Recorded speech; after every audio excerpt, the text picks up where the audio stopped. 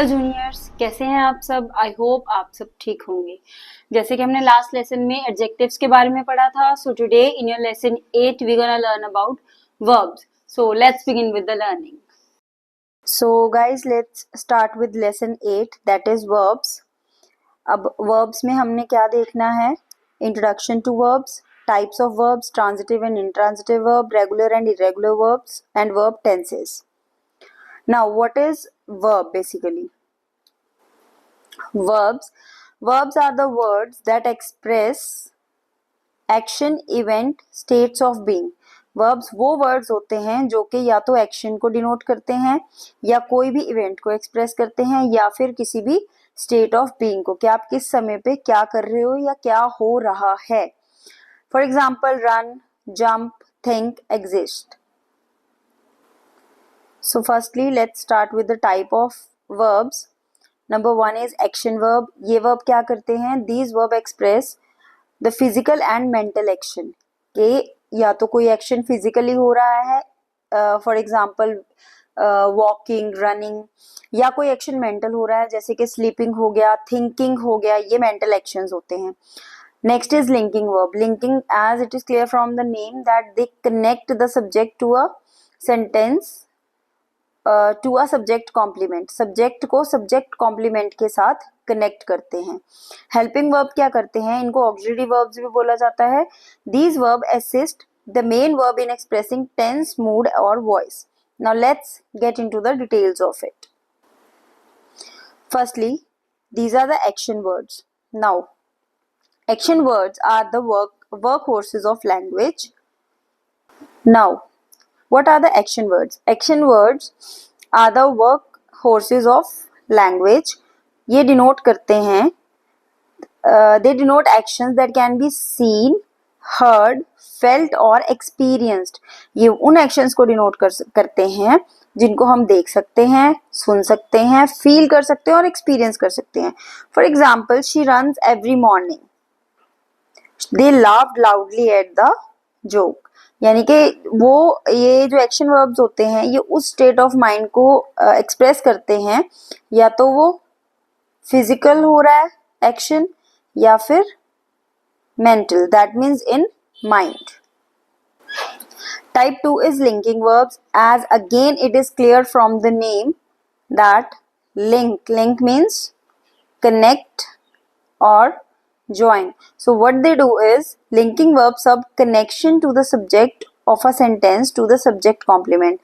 के सब्जेक्ट का उसके कॉम्प्लीमेंट के साथ क्या कनेक्शन है, लिंकिंग वर्ब्स हमें वो शो करते हैं. दे do not show action but rather express a state of being और कंडीशन. ठीक है, कोई एक्शन शो नहीं करते हैं बट एक स्टेट ऑफ बीइंग के पर्सन जो है वो क्या फील कर रहा है, या कोई थिंग है वो स्मेल कैसे कर रही है, टेस्ट कैसे कर रही है, वो चीज. For example, he seems happy, the cake smells good. And obviously now we can not see the smell but we can only feel it. Same, we cannot see the happiness, we can only feel it. So these are the linking verbs. The third type of verbs is helping verb. Helping verb, again it is clear from the name that they help the main verb. ठीक है, इनको auxiliary verbs भी बोला जाता है. Helping verbs work alongside the main verb to express various nuances such as tense, mood और voice. ये main verb में help करते हैं to express the meaning of the sentence very clearly. For example, she is singing beautifully. Singing यहाँ पे हमारे पास है main verb and is the helping verb, right? Same, they have been waiting for hours. Waiting यहाँ पे है हमारा main verb, have been is helping verb, right? The next is transitive and intransitive verbs. Now, what are transitive verbs? Transitive verbs require a direct object to complete their meaning. Transitive verbs वो होते हैं जिनको अपने आप को complete करने के लिए, sentence को complete करने के लिए क्या चाहिए होता है? Subject, verb and object. ये तीनों चीजें चाहिए होती हैं. Now see the first example.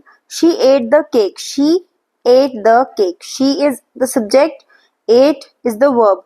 अब अगर मैं इसमें से ये केक को हटा दूं तो हमारे पास she ate बचता है. That means the sentence is not clear. She ate what? ठीक है,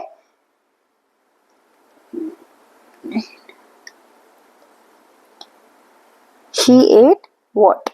तो इसका आंसर है हमारे पास ये केक. दैट मीन्स ये जो है सेंटेंस की कंप्लीट सेंस बन रही है, जिसमें हमें सब्जेक्ट भी चाहिए, वर्ब भी चाहिए और ऑब्जेक्ट भी चाहिए, right? Now see the next type, that is intransitive verbs. They do not require a direct object to complete their meaning. इसमें हमारे पास डायरेक्ट ऑब्जेक्ट की जरूरत नहीं होती है. See the example, he laughed. ये अपने आप में क्या है? कंप्लीट है. इसको अपने आप को कंप्लीट करने के लिए अगर हम ऑब्जेक्ट लगा भी देंगे तो भी कोई इशू नहीं है, बट इसमें अगर नहीं भी लगेगा तो भी ये अपने आप में कंप्लीट है. So these are the next types. Now let's move to the next part, that is regular and irregular verbs. Now what are regular verbs? Regular verbs, they follow a predictable pattern when conjugated. जब हम इनके participles निकालते हैं, present participle, past present participles, तो उस case में ये regular verbs क्या करते हैं? जैसे ये understood है कि walk, walked, walked. Same अगर हम करते हैं laugh, laughed, laughed, right? So these are the regular verbs. Now what are irregular verbs? They do not follow the standard rules of conjugation. जो standard rules हैं, जैसे कि हम कई बार जैसे हम verbs करते हैं तो हमें understood होता है कि अगर कोई भी verb है तो उसकी second में भी ed लग जाएगा last में और third में भी, but not in every verbs. irregular verbs में क्या होता है? ये pattern change हो जाता है. जैसे go, went, gone, and you can take bad, worse and worst. So these are the irregular verbs. Now next is verb tenses. मतलब tense में verb किस तरीके से use होता है? Obviously in three forms: past tense, present tense, future tense. Now let's see the past tense. Past tense क्या indicate करता है? एक ऐसे action और state जो कि already occur हो चुके हैं, जो कि already हो चुके हैं. Let's see the example.